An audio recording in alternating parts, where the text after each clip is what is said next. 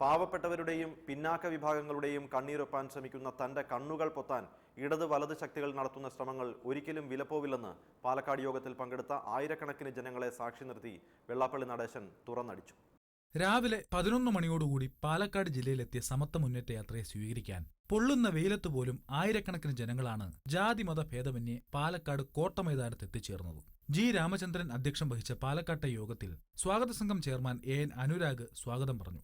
SNDP യോഗം vice president Tushar Vellappally യാത്രാ സന്ദേശം നൽകി. പൊതുസമ്പത്ത് ചോർത്തി ന്യൂനപക്ഷങ്ങൾക്ക് വാരിക്കോരി നൽകുന്ന നയമാണ് ഇടത് വലത് മുന്നണികളുടേതെന്നും സർക്കാർ ശമ്പളം കൊടുക്കുന്ന സ്ഥാപനങ്ങളിലെ നിയമനങ്ങൾ PSCക്ക് വിടാൻ SNDP ഒരുക്കമാണ്. പക്ഷേ ന്യൂനപക്ഷ മാനേജ്മെന്റുകൾ അതിന് തയ്യാറാകുമോ എന്നും പാലക്കാട് യോഗത്തിൽ വെള്ളാപ്പള്ളി ആവശ്യപ്പെട്ടു. വിദ്യാഭ്യാസ മേഖലയിൽ ഇവിടുത്തെ ഭൂരിപക്ഷ സമുദായത്തോട് കാണിച്ചിട്ടുള്ള അവഗണന എന്താണ്?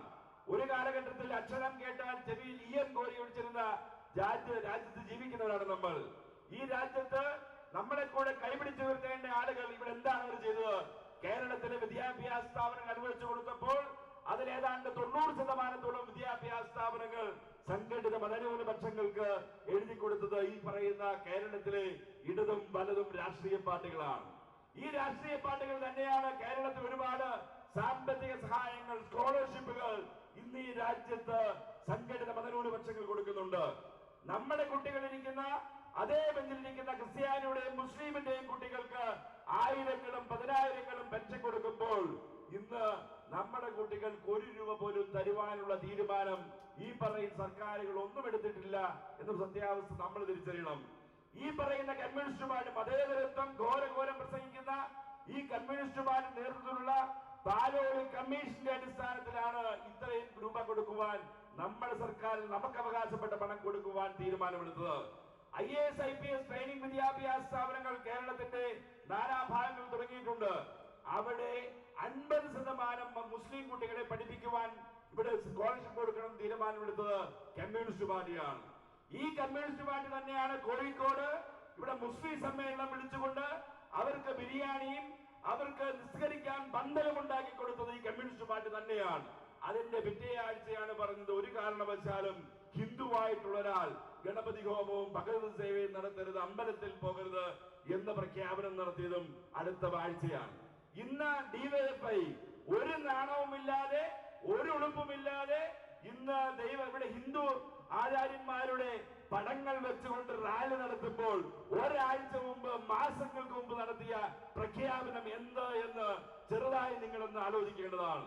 ഈ കേരളത്തിൽ ഗുരുദേവനെ കുരിശിൽ തറയ്ക്കുകയും കഴുത്തിൽ കയറിട്ട് വലിക്കുകയും ചെയ്ത ഈ മാന്യന്മാർ ഇവർ ഇത്രയും ദിവസങ്ങളായി ഒരു പ്രാവശ്യമെങ്കിലും തെറ്റായി പോയി എന്ന് പറയാത്ത ആളുകൾ ഇന്ന് ഗുരുദേവ ദർശനം കാണാപ്പാഠം നമ്മളെ പഠിപ്പിക്കുവാൻ ശ്രമിക്കുകയാണ്.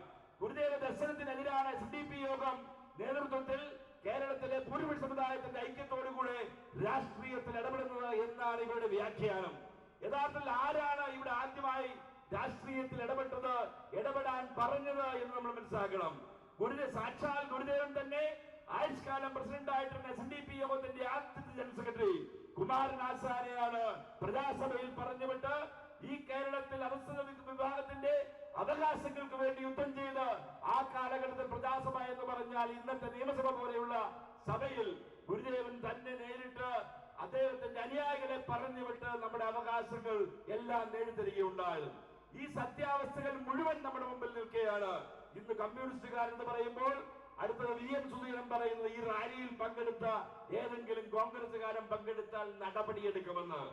അദ്ദേഹം ഈ രാജ്യത്ത് ഈ പറയുന്ന KPCCയുടെ പ്രസിഡന്റായിട്ട് വരുന്നതിന് മുമ്പ് കുറെ വർഷങ്ങൾ ഇവിടുത്തെ ഒരുപാട് നാളുകൾ പുറത്തു നിന്ന ഒരു കാലഘട്ടം ഉണ്ടായിരുന്നു. ആ കാലഘട്ടത്തിൽ എത്രയോ അന്ന് ഭരിച്ചുകൊണ്ടിരുന്ന KPCC പ്രസിഡന്റുമാർക്കെതിരെയും കോൺഗ്രസ് നേതാക്കന്മാർക്കെതിരെയും അവരുടെ സംഘടനയ്ക്കെതിരെയും എത്രയോ പ്രഖ്യാപനങ്ങളും എത്രയോ അവഹേളനപരമായിട്ടുള്ള പ്രസ്താവനകളും നടത്തിയിട്ടുള്ള ആളുകളാണ്. ഇന്ന് കേരളത്തിലുള്ള കോൺഗ്രസുകാരൻ, ഹിന്ദു ആയിട്ടുള്ള കോൺഗ്രസുകാരന് എന്ത് അവകാശമാണ് ഈ പറയുന്ന കോൺഗ്രസ് പാർട്ടിയിൽ അല്ലെങ്കിൽ UDF-ൽ ഉള്ളത് എന്ന് കോൺഗ്രസുകാര് തന്നെ ചോദിച്ചാൽ നെഞ്ചത്ത് കൈവച്ചുകൊണ്ട് പറയും ഞങ്ങൾക്ക് ഇവിടെ അവഗണനയാണെന്ന്. കാരണം അവിടെ സംഘടിത മതന്യൂനപക്ഷങ്ങളുടെ താല്പര്യങ്ങൾ മാത്രം സംരക്ഷിക്കുവാൻ ശ്രമിക്കുന്നതാണ്. ഇന്ന് കോൺഗ്രസുകാരെടുത്തിട്ടുള്ള UDF എടുത്തിട്ടുള്ള നിലപാടുകൾ എന്താണ്? ഇന്ന് വലിയ മതേതരത്വം പറയുന്ന UDF നേതൃത്വത്തിൽ ഇന്ന് പുതിയ വിദ്യാഭ്യാസ നയങ്ങൾ ഉണ്ടാക്കിയത് നമ്മൾ കണ്ടതാണ്. PSC സ്ഥാപനങ്ങളിൽ അവരുടെ PSC പരീക്ഷയിൽ അവർക്ക് അതിനുള്ള ട്രെയിനിങ് സ്ഥാപനങ്ങൾ കേരളത്തിൽ അങ്ങോളം ഇങ്ങോളം തുടങ്ങിയപ്പോൾ ക്രിസ്ത്യൻ മുസ്ലിം സമുദായത്തിന് ഫ്രീ ആയി പഠിപ്പിക്കുവാൻ അവര് നിയമമുണ്ടാക്കി. ഇവിടെ മുക്രിക്ക് ലക്ഷങ്ങൾ പെൻഷൻ കൊടുക്കുവാൻ അവർക്ക് പെൻഷൻ കൊടുക്കുവാൻ തീരുമാനമെടുത്ത കമ്മ്യൂണിസ്റ്റ് പാർട്ടി എടുത്തപ്പോൾ ഇന്ന് ലക്ഷങ്ങൾ വായ്പ കൊടുക്കുവാൻ, ഭവനങ്ങൾ ഉണ്ടാക്കുവാൻ, ഒരു രൂപ പോലും പലിശ വാങ്ങാതെ അവർക്ക് പണം കൊടുക്കുവാൻ തീരുമാനമുണ്ടാക്കിയത് ഇവിടുത്തെ കോൺഗ്രസ് പാർട്ടിയാണ്. സമത്വ മുന്നേറ്റ യാത്രയ്ക്കെതിരെ ഭീഷണി മുഴക്കുന്ന ഇടതു വലതു മുന്നണികൾ മാറ്റങ്ങൾ ഉൾക്കൊള്ളണം. യാത്രയിൽ പങ്കെടുക്കുന്ന പ്രവർത്തകരെ കോൺഗ്രസും കമ്മ്യൂണിസ്റ്റും ഭീഷണിപ്പെടുത്തുന്നത് തുടർന്നാൽ ഇരു മുന്നണികളെയും ചുമക്കാൻ ഒടുവിൽ ആളുണ്ടാകില്ല. നക്സലുകളും മാവോയിസ്റ്റുകളും ഉണ്ടാകുന്നത് തുല്യനീതിയും സമത്വവും ഇല്ലാതാക്കുന്ന രാഷ്ട്രീയക്കാരുടെ അധാർമികതയിൽ നിന്നാണെന്ന് വെള്ളാപ്പള്ളി സൂചിപ്പിച്ചു.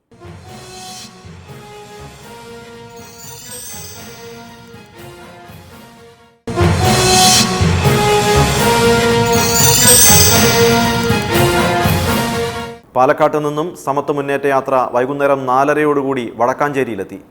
ഓരോ ജില്ല പിന്നിടുമ്പോഴും വർദ്ധിച്ചു വരുന്ന ജനപിന്തുണയുടെ ആവേശവും ആയിരക്കണക്കിന് അണികളുടെ ആരവവും വടക്കാഞ്ചേരിയിലെ ജനങ്ങളിൽ പുതിയ പ്രതീക്ഷ വളർത്തി.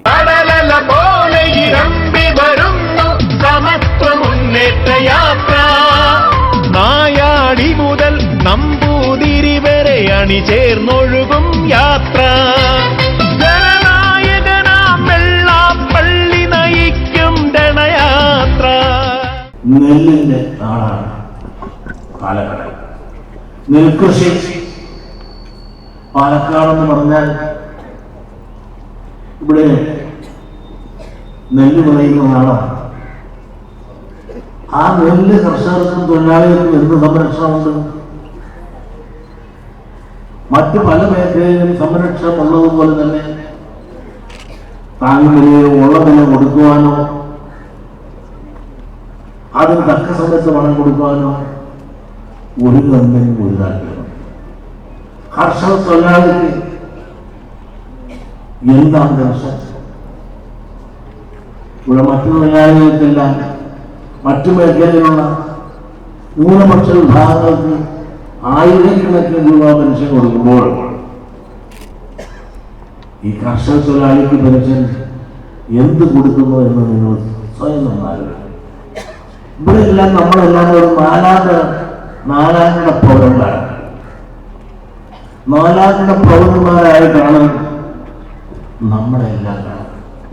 ഇതെല്ലാം മാറ്റണം. അതിൽ തന്നെയാണ് ഈ യാത്ര സമത്വ മുന്നേറ്റ യാത്ര എന്ന് പറഞ്ഞാൽ അതിന്റെ പ്രധാന മുദ്രാവാക്യം save Kerala, build Kerala. Save Kerala എന്ന് പറഞ്ഞാൽ ഇന്ന് കേരളത്തിന്റെ നടത്തിക്കൊണ്ടിരിക്കുന്ന ഇടത് വലത് ഭരണത്തിന് മനം മടുത്ത ജനങ്ങൾ ഇവരെല്ലാം മാറ്റിക്കൊണ്ടൊരു പുത്തൻ സംസ്കാരം, ഒരു പുതിയ സൂര്യോദയം, അടിച്ചമർത്തപ്പെട്ട അവകാശം നിഷേധിക്കപ്പെട്ട അവശലക്ഷങ്ങൾക്ക് ജീവിക്കുവാൻ വേണ്ടി ഉള്ള അവസരമുണ്ടാക്കുന്നതിന് വേണ്ടി ഒരു പുത്തൻ ഭരണ സംവിധാനം ഈ കേരളത്തിൽ ഉണ്ടാകുക. അതാണ് സേവ് കേരള, ബിൽഡ് കേരള. അങ്ങനെ ഒരു കേരളത്തെ സൃഷ്ടിക്കുവാൻ കേരളത്തെ രക്ഷിക്കണം. ഒരു സ്ഥിതി സമത്വം ഇവിടെ ഉണ്ടാകാവുന്ന രീതിയിൽ കേരളത്തെ സജ്ജമാക്കണം. ഈ രണ്ട് ലക്ഷ്യമാണ്. അതുകൊണ്ട് ഇവിടുത്തെ ഹിന്ദുക്കൾക്ക് മാത്രം ചെയ്തിരിക്കണമെന്നല്ല, ക്രിസ്ത്യാനിക്കൊന്നും കൊടുക്കണമെന്ന് പറയുന്നില്ല, മുസ്ലിമിനെ എല്ലാ നാട്ടിൽ ഓടിക്കണമെന്നല്ല. ഈ ജനിച്ച മണ്ണിൽ ജീവിക്കുവാൻ തുല്യനീതി എല്ലാവർക്കും കിട്ടണം. പലപ്പോഴും നമ്മൾ മനസ്സിലാക്കണം, ചാറുവർഗ്ഗം പറഞ്ഞുകൊണ്ട് ഹിന്ദുക്കളെ പരസ്പരം ബന്ധത്തിലിച്ചു. ഇതിന്റെ കെടുതികൾ വർഷങ്ങളായി നാം അനുഭവിച്ചു. ഇല്ലാത്ത ഒന്നുണ്ടെന്ന് പറഞ്ഞുകൊണ്ട് നമ്മളെല്ലാം നമ്പൂരിയിൽ ഇത്ര അടിയാകാൻ നായരുടെ ഇത്ര അടി മാറി ഈഴവൻ നിൽക്കണം, ഈഴവന്റെ ഇത്ര അടി മാറിയ പോലെ നിൽക്കാം ഇങ്ങനെ പണ്ടത്തെ ചാതുർവർണ്ണം ഇല്ലാത്ത ഒരെണ്ണം പറഞ്ഞുകൊണ്ട് നമ്മുടെ ഓരോ മനസ്സിൽ ഇഞ്ചക്ഷൻ ചെയ്തുകൊണ്ട് ഇവിടുത്തെ രാഷ്ട്രീയ നേതൃത്വം ഇടതും വലതും ഹിന്ദു വിഭാഗങ്ങളിൽ പരസ്പരം തമ്മിൽ തന്നെ ചകയ്ക്കുന്നു. LDF-ഉം UDF-ഉം തുടർന്നു പോകുന്ന മുന്നണി സംവിധാനത്തിന്റെ ഇരട്ടത്താപ്പ് നയങ്ങളും കപട മതേതരവാദവും നിരാലംബരായ ജനങ്ങളോട് കാണിക്കുന്ന ക്രൂരമായ അവഗണനയും ഒക്കെ കേരള ജനത മനസ്സിലാക്കി വരുന്നു എന്നതാണ് സമത്വ മുന്നേറ്റ യാത്രയ്ക്ക് ലഭിക്കുന്ന വൻ ജനപിന്തുണ തെളിയിക്കുന്നത്. ഇതുതന്നെയാണ് സമത്വ മുന്നേറ്റ യാത്രയുടെ ഉദ്ദേശവും ലക്ഷ്യവും. സമത്വ മുന്നേറ്റ യാത്രയുടെ സ്വീകരണ സമ്മേളനത്തിൽ പങ്കെടുക്കുന്നതിന് ഇവിടെ എത്തിയ മലമ്പുഴയിലെ മേട്ടുപ്പതി കോളനിയിലെ ആദിവാസികളാണ് നമ്മളോടൊപ്പം ഉള്ളത്. ഒരുപാട് പ്രശ്നങ്ങളുടെ ഇടയിലാണ് ഈ ആദിവാസി സമൂഹം മൊത്തത്തിൽ. ആ നിരവധി കോളനികളിലുള്ള ആളുടെ ഏറ്റവും പ്രധാനപ്പെട്ട പ്രശ്നം ഇവർ പറയുന്നത് 2011 ഇവർക്ക് പട്ടയം കൊടുത്തിട്ട് പോലും ഇന്നും ഭൂമി കിട്ടാതെ അതിലുപരി ഒരുപാട് അവശതകളുള്ള ഈ ആദിവാസി സമൂഹം. നമ്മുടെ ഗോപാലേട്ടനാണ്, അദ്ദേഹമാണ് ആദിവാസികൾക്കിടയിൽ പ്രവർത്തിക്കുന്ന ഗോപാലേട്ടനാണ് ഈ ആദിവാസികളെ ഈ സ്വീകരണ സമ്മേളനത്തിൽ പങ്കെടുപ്പിക്കാൻ വേണ്ടി കൊണ്ടുവന്നത്. ഇവരുടെ പ്രതിനിധി നമ്മളോട് സംസാരിക്കുന്നു. മലമ്പുഴയിൽ അച്യുതാനന്ദൻ്റെ മണ്ഡലമായിരുന്നു ഒരിക്കൽ മുഖ്യമന്ത്രി, പിന്നെ ഒരിക്കൽ പ്രതിപക്ഷ നേതാവ്. അക്കരയിൽ ഉണ്ടാകുന്ന 1, 2, 3 വാർഡ് ആദിവാസി മേഖലകൾ തിങ്ങിപ്പാർക്കുന്ന ഏരിയയാണ്. അവർക്ക് നേരെയുള്ള ഈ പട്ടയം കൊടുത്തിരിക്കുന്നതിൽ ഈ പട്ടയം മാത്രമുള്ളൂ, ഇത് വെച്ചിട്ട് കിടക്കുന്നുള്ള അഭിപ്രായക്കാരാണ് ഈ കാണുന്ന അച്യുതാനന്ദൻ്റെ. അതിൽ നിന്ന് പുറമെ ഡാമിൻ്റെ കാര്യം നോക്കുക. ഡാമിനകത്ത് ഒരു തൊഴിലാളി പോലും ആദിവാസികളില്ല. അവിടെ പണിക്കാർ പ്രാദേശിക തൊഴിലാണ് അവിടെ. ഇത്തരം രീതിയിലുള്ളൊരു തട്ടിപ്പ് സംഘമാണ് രാഷ്ട്രീയ സംഘടനയിൽ ഇടതായാലും വലതായാലും. ഇവരിന് ഈ ആദിവാസികൾക്ക് നേരെയുള്ള വാക്കുകൾ മാത്രമല്ലാതെ ഇവരിൽ തമ്പയില്ലാത്ത കുട്ടികൾ തന്നെ 6 ഉണ്ടാക്കി വിട്ടിരിക്കുന്ന മണ്ഡലമാണ് മലമ്പുഴ മണ്ഡലം. ഇവരാരും ഈ വിഷയങ്ങൾ അന്വേഷിക്കുകയോ ഇതിനെക്കുറിച്ച് അന്വേഷിക്കുകയോ അങ്ങനെ ഒരു വിഷയവും നേവരയ്ക്ക് ഉണ്ടായില്ല. രാഷ്ട്രീയ തൊഴിലാളി എന്നാ പറയുക, രാഷ്ട്രീയ പിടിച്ചുപറിക്കാരൻ എന്നാണ് ഞങ്ങളെ പോലെയുള്ള സ്പാർക്ക് എന്ന് പറയുന്ന സംഘടന. ഞങ്ങളാണ് ഇവരിനെ സംഘടിപ്പിക്കുന്നത്. ഒട്ടനവധി ജയിലിൽ കിടക്കുക, ഒട്ടനവധി തല്ലാൻ വേണ്ടി മാത്രം നിർത്തുക, വോട്ടിന് വേണ്ടി മാത്രം ഉപയോഗിക്കുന്ന ഈ ആദിവാസികൾക്ക് നേരെയുള്ളത് ഇനി അവസാനിപ്പിക്കണം എന്നുള്ള അഭിപ്രായക്കാരാണ്. ഞങ്ങളിത് വേണ്ടി വന്നു കഴിഞ്ഞാൽ കളക്ടറേറ്റിൽ ധർണ നടത്തേണ്ട ഒരു ആവശ്യത്തിന് ഒരു പിന്തുണയ്ക്കും കൂടിയിട്ടാണ് ഞങ്ങൾ ഇവിടെ വന്നിരിക്കുന്നത്. വെള്ളാപ്പള്ളിനെയും തുഷാറിനെയും കാണാൻ വേണ്ടി വന്നിരിക്കുന്നത് സ്പാർക്ക് പറയുന്ന ഒരു സംഘടനയുടെ പേരിലായിരിക്കും. യഥാർത്ഥത്തിൽ ഭൂമിയുടെ യഥാർത്ഥ അവകാശികളായ ആദിവാസികൾ ഇന്ന് അനുഭവിക്കുന്ന എല്ലാവിധ വിഷമങ്ങളും കൊണ്ടാണ് ഇവർ ഈ ഒരു സ്വീകരണ സമ്മേളനത്തിലേക്ക് എത്തിയത്. നമ്മുടെ സമത്വ മുന്നേറ്റ യാത്ര നായാടി മുതൽ നമ്പൂതിരി വരെയുള്ള വിഭാഗങ്ങളെ ഒരുമിപ്പിക്കുകയാണ്, അല്ലെങ്കിൽ ഒന്നിക്കുകയാണ് എന്ന് പറയുന്ന ആ ഒരു ആശയത്തിൻ്റെ കൂടെ ഏറ്റവും ദുരിതം അനുഭവിക്കുന്ന ഭൂമിയുടെ യഥാർത്ഥ അവകാശികളായ ആദിവാസികൾ അവരും കൂടി അവരുടെ വേദനകളുമായി യോഗം ജനറൽ സെക്രട്ടറി വെള്ളാപ്പള്ളി നടേശനെ കാണാൻ വേണ്ടി എത്തിയിരിക്കുകയാണ്. ഇന്നു രാവിലെ 10:30 സമത്വ മുന്നേറ്റ യാത്ര പൂരത്തിന്റെ നാടായ തൃശ്ശൂരിലേക്ക് എത്തിച്ചേർന്നു. ആവേശോജ്വലമായ സ്വീകരണമാണ് ശക്തൻ തമ്പുരാന്റെ നാട് സമത്വ മുന്നേറ്റ യാത്രയ്ക്ക് നൽകിയത്. സമത്വ മുന്നേറ്റ യാത്രയുടെ തൃശ്ശൂർ പര്യടന വിശേഷങ്ങൾ അടുത്ത എപ്പിസോഡിൽ. ജയ് ഭാരത്. ദിഗ്വിജയത്തിനു വെള്ളാപ്പള്ളി